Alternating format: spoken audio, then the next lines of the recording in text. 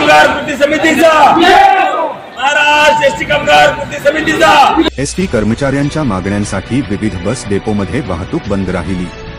ऐन गणेश उत्सव तोंडावर असताना विविध संघटनांनी संपाचा इशारा दिला। त्यासाठी धरणे आंदोलन करून अनेक बस डेपोमध्ये बंद पाळला गेला। दुसरीकडे एसटी संघटनांमधील बैठक निष्फळ ठरली। संपात शहादा आगारातील एसटी कामगारांच्या प्रलंबित विविध मागण्यांसाठी बेमुदत संप सुरू असून आजचा दुसरा दिवस आहे। राज्यात एसटी कामगारांच्या प्रलंबित आर्थिक मागण्यांसाठी दिनांक 3 सप्टेंबरपासून राज्यभरात तीव्र आंदोलनाचा इशारा देण्यात आला होता। त्याचे पडसाद नंदुरबार जिल्ह्यातील शहादा आगारात दिसले। या आगारात 400 ते 500 एसटी कामगार असून संपला 90% कामगारांनी पाठिंबा दिला आहे।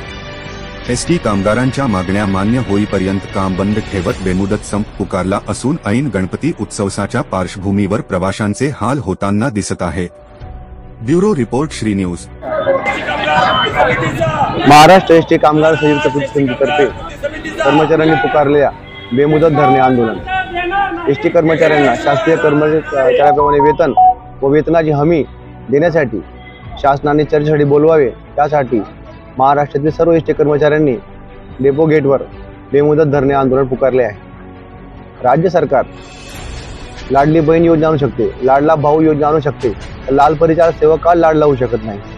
राज्य सरकारने या गोष्टीचा विचार करून रात्रंदिवस जनतेला सेवा देणाऱ्या एसटी कर्मचाऱ्यांच्या वेतनाचा प्रश्न कायमचा मिटवावा, शासकीय कर्मचाऱ्यांप्रमाणे वेतन व वेतनाची हमी द्यावी, ही सर्व कर्मचाऱ्यांची मागणी आहे।